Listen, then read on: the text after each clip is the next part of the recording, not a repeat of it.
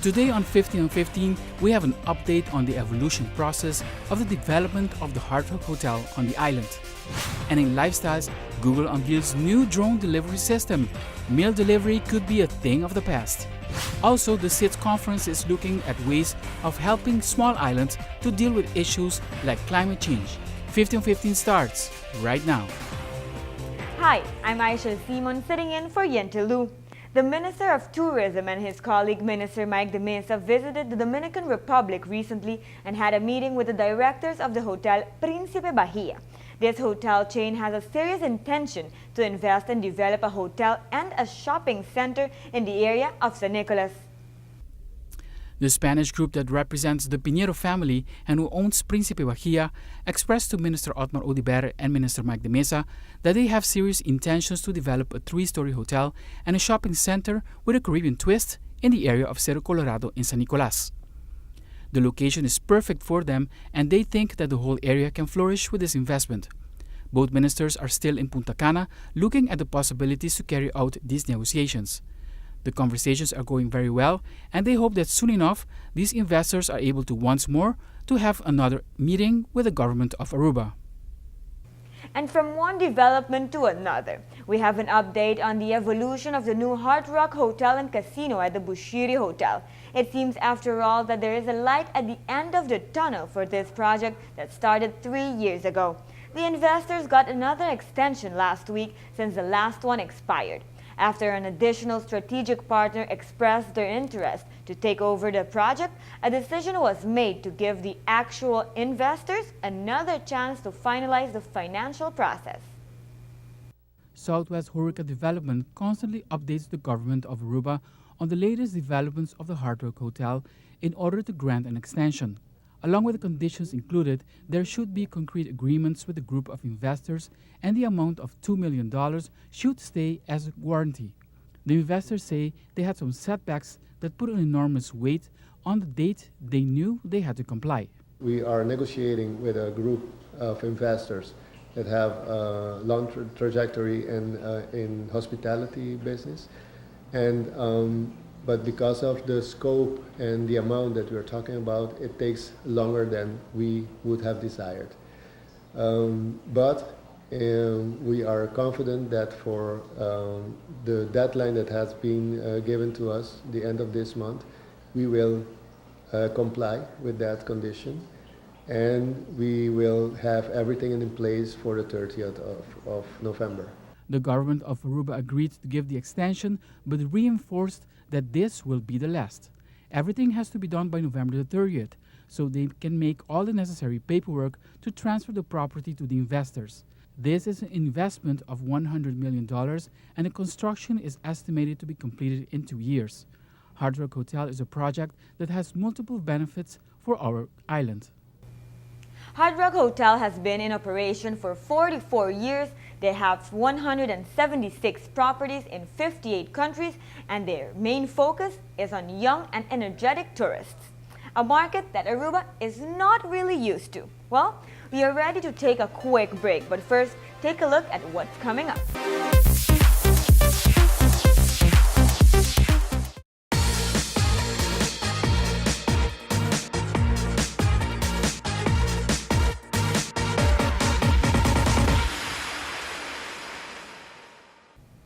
Ordering dog food is going high-tech in Australia thanks to a new project called Google X. Dad, could I order some dog food for my dog? It's only a small package of dog treats, but this test flight in the Australian wilderness is proving delivery with a self-flying plane is possible. The drone is part of a research project called Project Wing. It was built by Google engineers, part of their highly secret research group called Google X. Project Wing aspires to take another big chunk of the remaining friction out of moving things around in the world. The delivery is lowered down by a rope. The dog eats his snacks. The drone drags the rope back up and flies away. Working together, we can get to this future, I think, surprisingly quickly. They are still experimental. A few months ago, Amazon announced it was working on a delivery drone system as well. But back in June, the FAA grounded them all before they even got off the ground, issuing an order that no drones used for commercial purposes could operate. Google and other drone innovators were told to take their jobs and technology abroad. Google says it will be a few more years before it can get this program started and flying. But switching gears, have you heard the saying, a man's home is his castle? Well, one man in Minnesota has taken that to the extreme. Take a look. Backyard playhouses are common in almost every household. Concrete castles? Not that much. It was my dream to build someday a castle. Andrei Rudenko is a contractor with a passion for computers and architecture and a mind for invention. So extruder is supposed to be right here. Captivated by 3D printers, Andrew designed his own. Using steel rails, chains, and motors, he built an extruder that spits out layers of concrete in whatever pattern he programs. To extrude the concrete, he had to get the mix just right. After the layered wall of the castle were complete, pieces of the turrets were printed out and stacked into place. I've got an idea about I can use it to print houses. And he's dreaming even bigger, scaling up the size to, yes, build something to live in. It's not just some days. I can print house like in a couple months. The king of the castle is setting sights on the real world. I was so happy to finish it. Probably I wouldn't do it one more time. Andre is getting a lot of attention from a lot of interested parties, including folks at Disney. The Magic Kingdom could well benefit from his 3D extruding technology. And a quick break is underway, so stay tuned. This is what's coming up in the next segment. In the Samoan capital, Apia, over 100 countries are currently meeting at a conference to discuss the issues faced by the Small Island Developing States, or SIDS.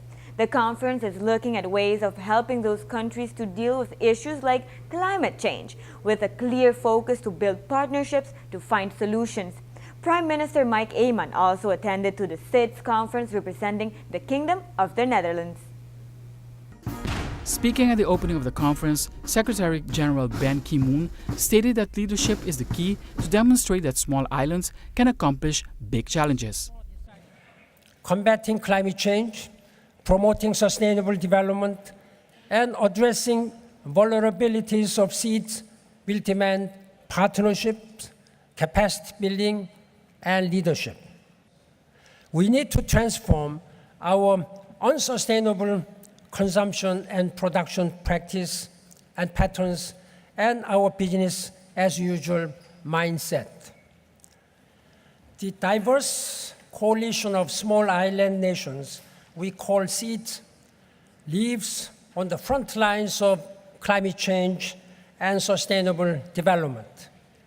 They are also in the vanguard in pioneering solutions that the entire world needs. Samoan Prime Minister says that small islands have to partner with each other to alleviate the everyday obstacles and move forward. The big problems of our small islands will sooner rather than later impact every country, irrespective of level of development or prosperity.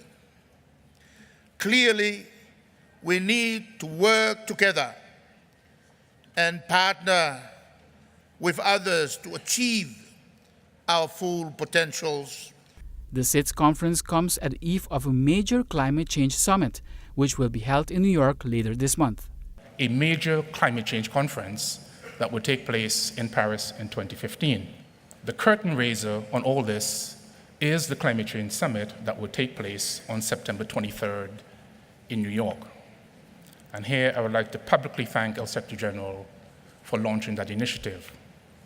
It would be an opportunity for us to hear from leaders what they are prepared to do to address the problem of climate change. Prime Minister Mike Eman, who also spoke at this conference, believes that this platform demonstrates that many organizations and institutions are coming together to make everyone realize the urgency to save this earth and the next generation. The fact that large countries, that important institutions, universal institutions such as the United Nations, important cooperation of countries like the EU, United States, Asia, all other parts of the world that are so significant in the development of the SIDS countries are today recognizing the challenges that the SIDS countries confront is a major achievement. It's something that we can be very enthusiastic and motivated by. This does not only give us an opportunity, but also imposes an obligation for all leaders of SIDS that have a unique possibility to grasp this moment. The SIDS Samoa Conference searches for sustainable solutions for the ocean and island Earth in a critical time in history. And, well, this is our show for today. I'll see you back tomorrow for another edition of 15 on 15. Have a good night.